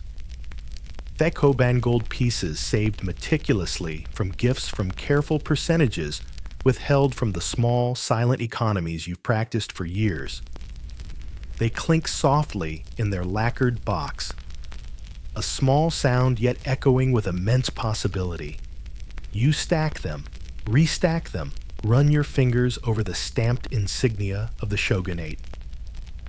Each coin is a day bought back, an hour of freedom earned through 1,000 performed smiles, endured touches, swallowed revulsions. You tally them against the figure whispered among the senior Oiran. The mythical astronomical sum required to buy out your contract to purchase your own life back from the house. The number is a mountain. Your coins, your jewels, your silks. They feel like foothills. Distant, inadequate foothills, yet you tally. Again and again. In the quiet, the abacus beads of your mind click relentlessly. Silk robe, A plus X Rio. Emerald, plus Y Rio. Coins, plus says Rio. Subtract the mountain. The deficit yawns. Hope cold and sharp wars with the crushing weight of the arithmetic. The younger girls sleep, dreaming perhaps of their own future glory. You lie awake, Komorebi, bathed in the faint light filtering through the paper screen, your fingers tracing the imaginary lines of your ledger. Each new Shinzo, with her dewdrop eyes, represents a dip in your market value, a potential devaluation of your hoarded treasures. Time once measured in patrons and processions is now measured in the accelerating arrival of soft skin and bright eyes, in the agonizingly slow accumulation of cold, hard currency. The waning light isn't just in the mirror. It's in the narrowing window of opportunity, the fading chance to turn the glittering detritus of adoration into the golden key of escape. The race is on Little Idol. Between the fading of your light and the filling of your chests, the finish line. A freedom that feels tonight as distant and fragile as your own reflection in the lamplight. Count. Keep counting. It's the only prayer you have left. The lamps are lit. Again. The heavy scent of night-blooming jasmine and sandalwood incense coils through Theagea, thick as the river fog outside the gate. Downstairs, the murmur begins. The clink of sake cups, the low thrum of masculine voices, the first tentative notes of a shamisen tuning up. The performance hall is opening, and Komorebi, sunlight filtered through weary leaves, prepares to take the stage. Again, the ritual is muscle memory now. The layers of silk slip over your frame like a second skin, a familiar crushing weight. The white paste spreads across your face, a cool plaster, sealing away the faint lines, the shadows beneath your eyes that no amount of precious sleep seems to erase. The cold defines your eyes with sharp, unwavering lines. The windows are cleaned, the shutters drawn just so. The rouge is dabbed precisely, the lips painted the perfect shade of fading cherry blossom. The pins anchor the impossible architecture of your hair, each insertion a familiar dull throb against your scalp. You move through these steps with the efficiency of a seasoned stagehand preparing a prop. The prop is yourself, then the final touch, the one that requires no brush, no pigment, the smile. As the senior attendant fastens the last pin, as the heavy uchikaki settles over your shoulders, your face performs its own silent ritual. The muscles engage. Not with conscious thought, not anymore. It's a reflex, deeply ingrained, like the jerk of a knee tapped by a physician's hammer. The corners of your lips lift, not too high, never the vulgar grin of common joy, just the precise, elegant curve of the Oiran's enigmatic welcome. The cheeks lift subtly. The eyes crinkle at the outer corners, just enough to suggest warmth engagement, a spark of life within the porcelain mask. It's flawless, utterly convincing, a masterpiece of performed pleasure. But inside Komorebi, there is only the vast echoing quiet of an abandoned theater. The actress is bone-tired, not just from the late hours, the weight of the robes, the ache in your neck and feet. A deeper fatigue has set in, a weariness of the spirit that no amount of sleep can touch. It's the exhaustion of a marathon runner who lost sight of the finish line seasons ago, yet whose legs keep pumping on sheer desperate momentum. The performance continues. It must. The house demands it. The patrons expect it. The younger Shinzo watch, learning the steps of their own future exhaustion. You descend the stairs. Thekaran Koronov, Yurakubo sounds on the polished wood, the familiar metronome beat of your public existence. The murmur in the main room dips slightly as you appear. Eyes turn. Appreciative sighs ripple through the warm, sake-laden air. You glide towards your designated space, a low platform slightly elevated above the patrons, your island, in this sea of expectation. The smile remains fixed. It greets the regulars, the aging silk merchant, whose hands tremble slightly too much, now the boisterous young daimyo's son, who mistakes loudness for charm.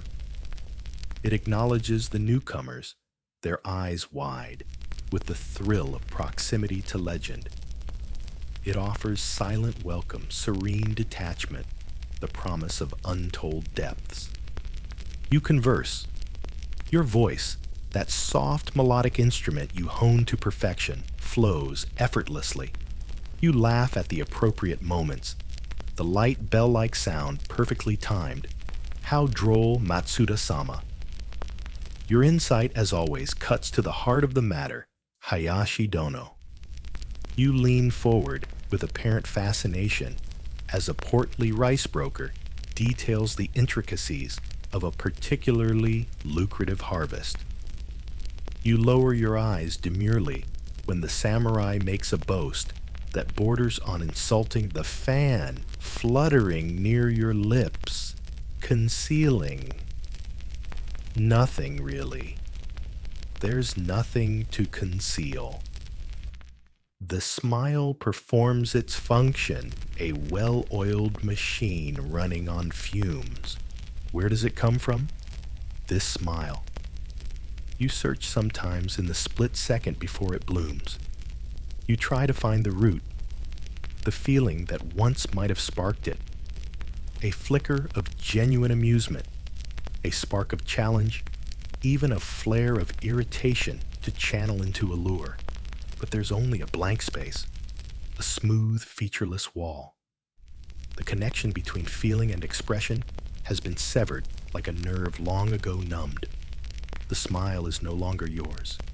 It belongs to the robe, to the hairpins, to the title Komorebi. It is a prosthetic expertly fitted, activated by the sheer presence of an audience. It operates independently of the hollowed-out woman trapped within the lacquer and silk.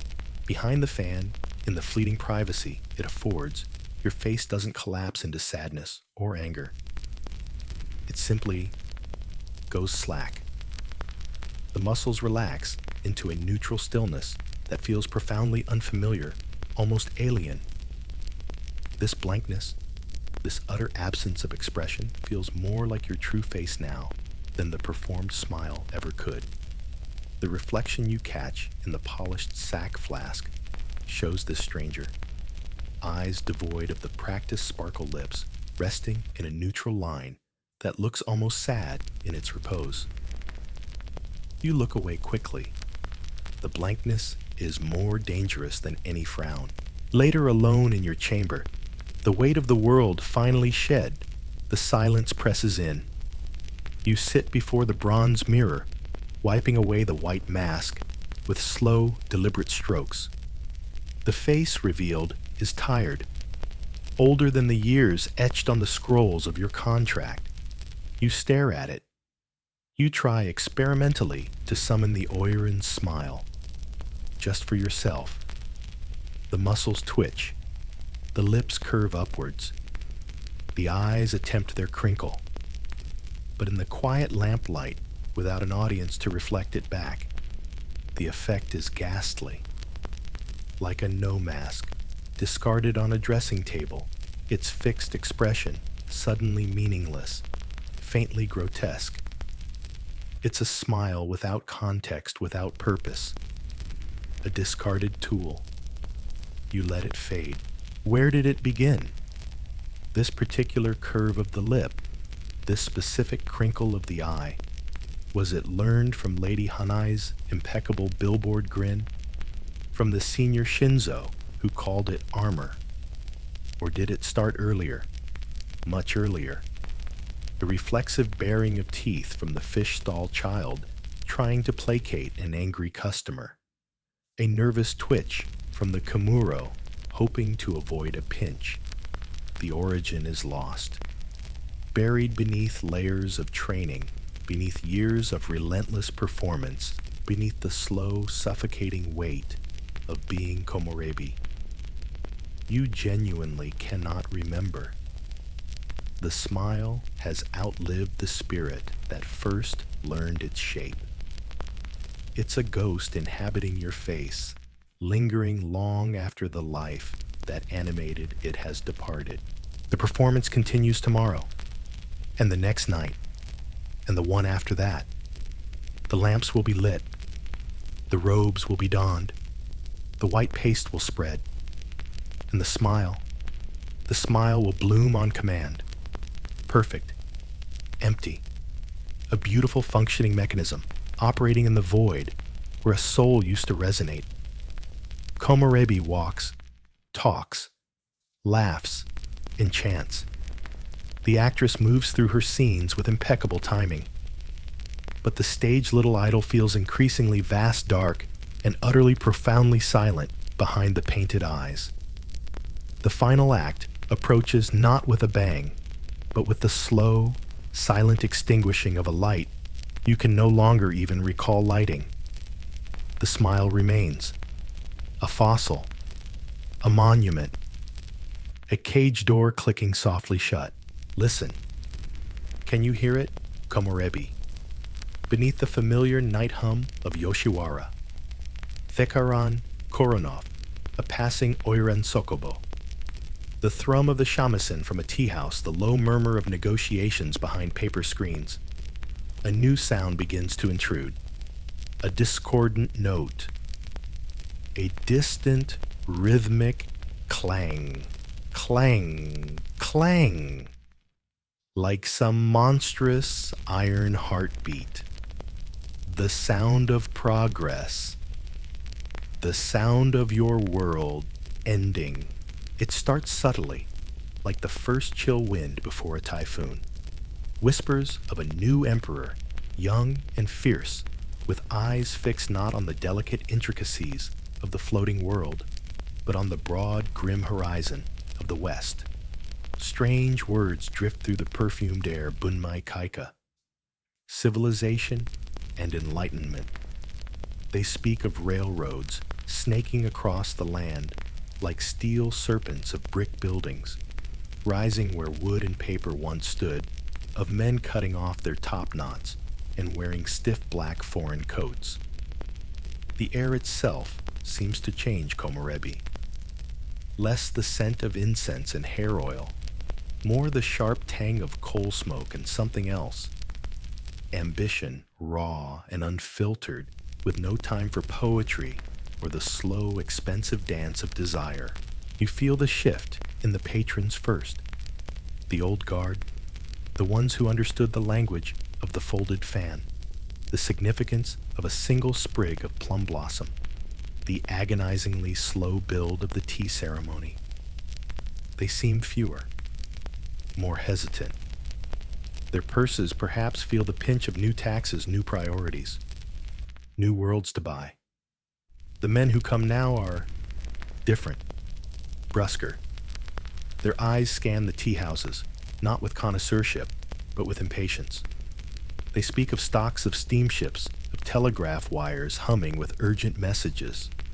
They have money, yes, oceans of it, wrung from mines and factories, but they lack the patience, the reverence. They want faster returns, quicker satisfactions. The glacial pace of the Oiran's procession The layers of ritual, the exorbitant price for a single evening of nuanced performative companionship. It begins to seem like a relic, an exquisite but terribly inefficient machine. Then come the edicts, like stones dropped into the still pond of Yoshiwara, sending ripples of panic through Thiagea. Talk of outlawing immoral occupations, of modernizing society, of aligning with Western sensibilities that view your world not as high art, but as sordid commerce. The whispers turn to shouts in the newspapers. New, noisy things printed on clattering presses, spreading ideas like wildfire. Words like degrading and backward are thrown around attached to the very rituals that defined your existence, that were once celebrated as the pinnacle of aesthetic and emotional refinement. The respect, the awe, the power of the Oiran's position. It curdles overnight into something approaching shame in the eyes of this new, strident Japan. The goddess is recast as a common prostitute in the narrative of progress. You watch the frantic adaptations. Some tea houses try to modernize. Electric lights flicker uncertainly beside red paper lanterns, their harsh glare unforgiving on the thick white makeup. Patrons are offered whiskey alongside sake. It feels jarring, desperate, like grafting a machine cog onto a silk fan. The younger Shinzo are taught snippets of clumsy Western dance. It looks absurd beside the ancient controlled lines of Nihon Buyo. The heart isn't in it.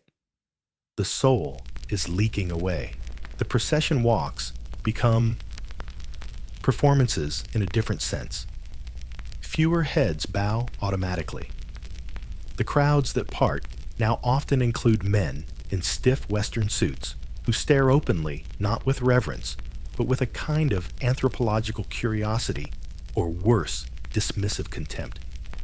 Thekaran Koronov, Yurakuba sounds less like a command, more like a quaint fading echo. You hold the posture, komorebi. You hold the smile. But inside the hollowed-out space feels colder, wider.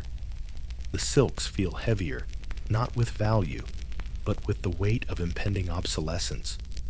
What value does a masterpiece hold when the world decides it prefers cheap lithographs? And then the final curtain. The laws descend. The licensing changes. The grand, intricate, brutal world of the karyukai. The flower and willow world is dismantled with bureaucratic efficiency. Yoshiwara's gates remain, but the world inside is irrevocably altered, sanitized, diminished. The Oiran, with her impossible robes, her towering hair, her glacial pace, her astronomical price tag for conversation and artistry. She has no place in this new, fast, pragmatic Japan. She is declared illegal, obsolete, uncivilized. There is no grand farewell, no tearful dissolution. It's a quiet extinguishing, like snuffing out a row of candles one by one. The mistress's faces grim with the loss of fortunes and a way of life centuries old hold hushed meetings. Robes are packed away, not for the next season, but forever into deep cedar chests that smell of camphor and endings. Jewels are sold not to buy freedom, but simply to survive the transition. Shamisen are silenced their songs, replaced by the brassy blare of military marches drifting in from the new avenues outside. Komorebi sunlight, filtered through leaves now choked with soot. What becomes of you? Perhaps you fade into the background of a cheaper, faster pleasure quarter, your skills irrelevant. Perhaps you clutch your carefully hoarded jewels and silks, only to find their value vanished, along with the world that prized them. Perhaps you simply cease. Walk out one morning through the gate that once sealed your fate, into a city that no longer knows your name or your language, dressed in the plain dark cotton of the new era. Your back straight from years of discipline, your face a mask the new world cannot decipher. Theokobor left behind, too impractical, too symbolic of a vanished time. And what remains? No statues grace the parks of the new Tokyo. No plaques commemorate the vanished queens of the nightless city. No museums carefully preserve the crushing weight of an uchikakarobe, the intricate torture of the hairpins. The history books penned by the victors of this new era glance briefly at the pleasure quarters. They speak vaguely of geisha. They blur the lines, komorebi. They call you a geisha.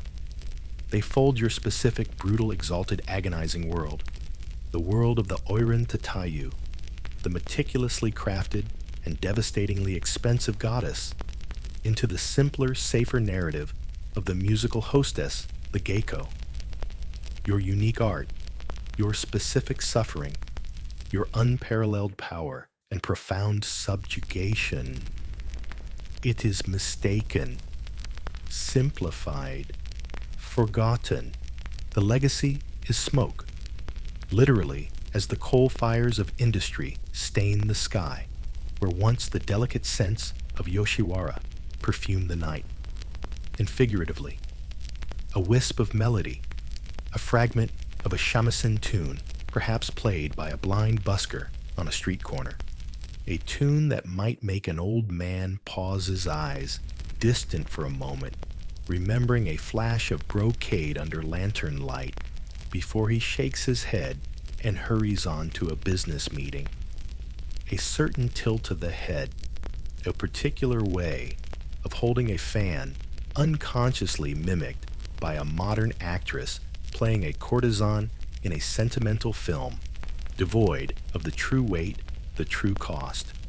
A painted smile on a woodblock print sold now as a cheap souvenir labeled simply Old Japan Beauty. The Oiran vanishes, not with a bang, but with the quiet sigh of a final lamp being extinguished in a deserted tea house. The most expensive, elaborate illusion Japan ever crafted. A world built on the meticulous dissection of beauty, the commodification of spirit, the performance of power wrapped in crushing silk, dissolves, swept aside by the relentless tide of Meiji, forgotten, mistaken, leaving only the faintest scent of jasmine and heartbreak on the wind, and the echo of wooden sandals on stones, fading into the clang of the modern world. Koran.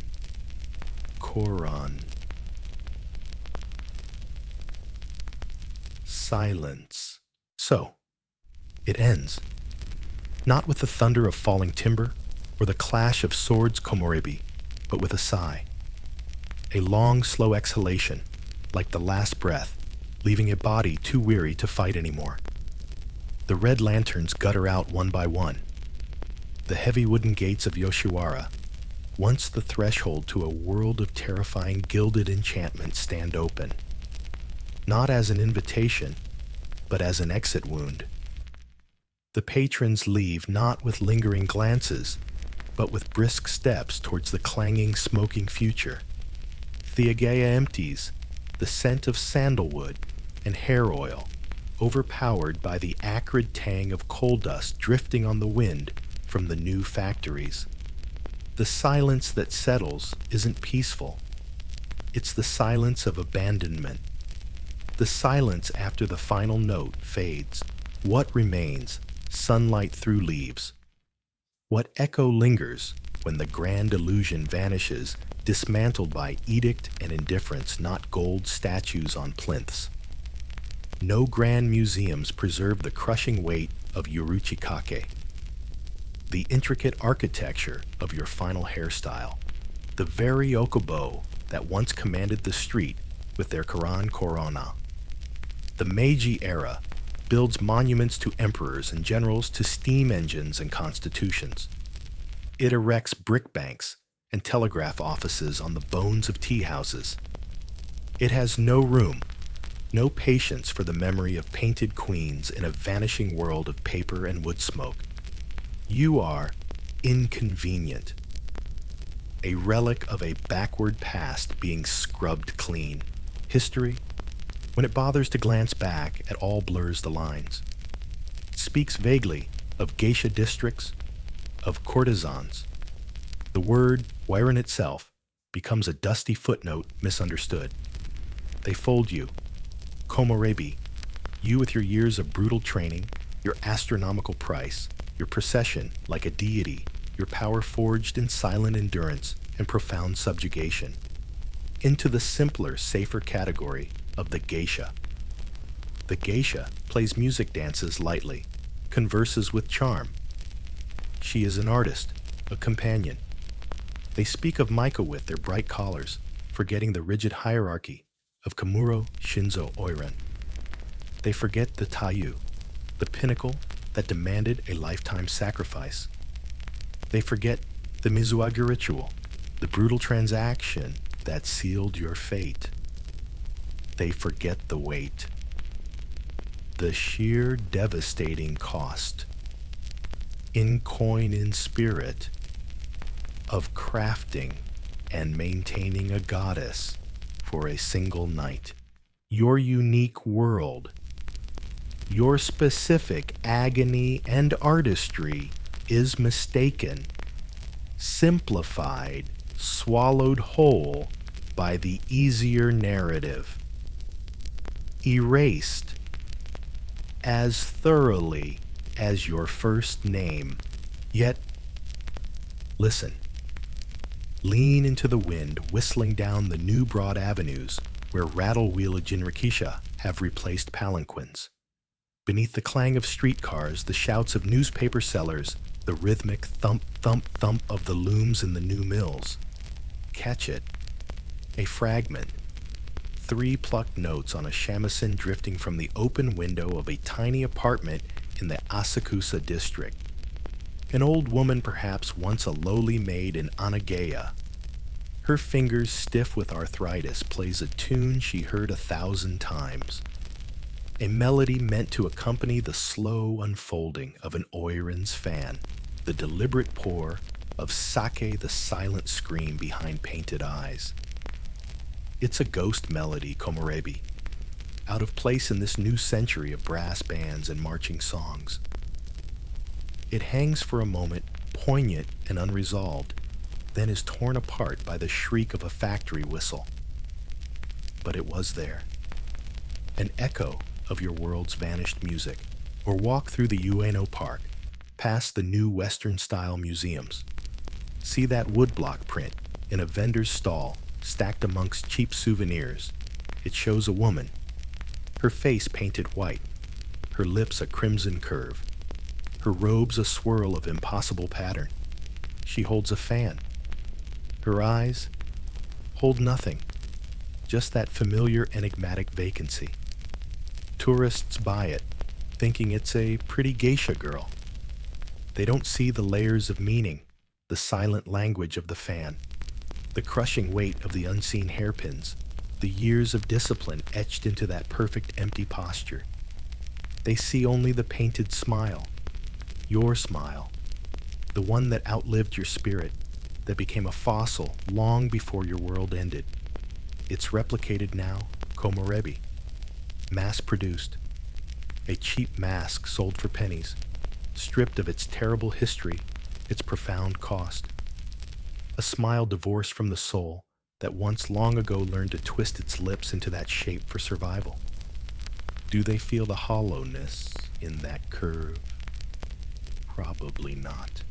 It's just old Japan, and perhaps, in the tilt of a head, a modern actress on the stage of the new kabuki-za playing a courtesan in a historical drama. She tilts her chin just so, lowers her eyelids with that specific languid grace. Did she learn it from some faded manual, from watching an old film fragment?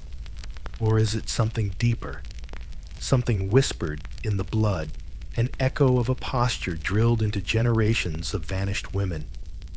It's unconscious, likely, an affectation.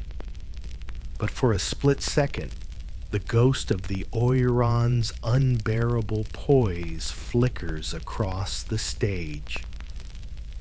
The audience murmurs appreciation for the authenticity, never knowing the true weight of that inheritance, the bone-deep weariness it represents. The legacy is smoke. The literal smoke of the new factories rising where incense once coiled. The metaphorical smoke of memory, fragmented, distorted, drifting away on the winds of relentless progress. It's the scent of camphor from a cedar chest opened decades later, releasing a gasp of forgotten perfume. Jasmine hair oil, a faint trace of something like sorrow. It's the bittersweet ache in an old melody played by a street musician who doesn't know its origin, only that it feels old, sad, beautiful in a way he can't explain. The Oiran, the most expensive, elaborate illusion Japan ever crafted. A world built on the exquisite dissection of beauty and the systematic annihilation of self. A gilded cage woven from silk and discipline, where women were sculpted into living masterpieces, worshipped as goddesses, and discarded like chipped porcelain when the light began to fade.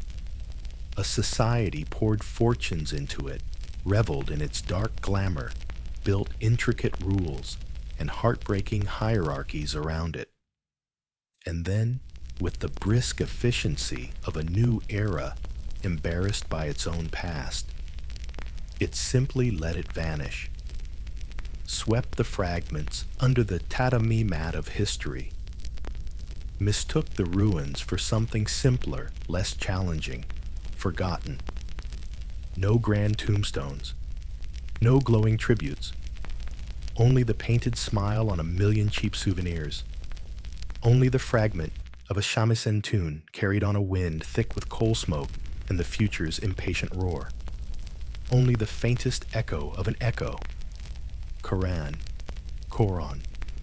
fading now forever into the vast indifferent silence. The illusion is over. The curtain is down.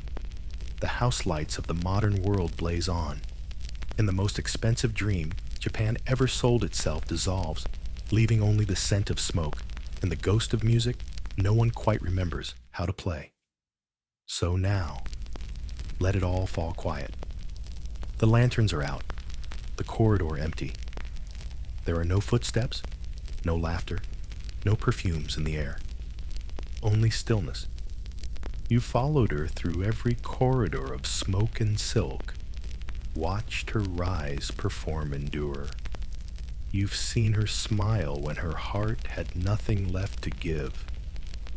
And now, finally, you can let her rest. She is no longer performing. Not for men, not for coin, not for history that misnamed her and moved on. There is no more music now. Only a faint note suspended in memory, the last breath of a shamisen string drifting into the wind, like incense curling toward the stars. Somewhere in the folds of time, her reflection still shimmers faintly on a lacquered screen. Not as a courtesan, not as a name written in elegant brushstroke, but as something softer, something free. She was never meant to be remembered by stone. But in moments like this, quiet, weightless, she is. And maybe that's all she ever needed. So let yourself breathe now. Let the weight of the story settle gently in your chest. You don't need to carry her burden, only her echo. Only her grace. She's part of you now. Not in sorrow, but in stillness. In every quiet strength. In every smile you give the world that no longer asks who you really are. Close your eyes. Let the city fade. Let the silk fall.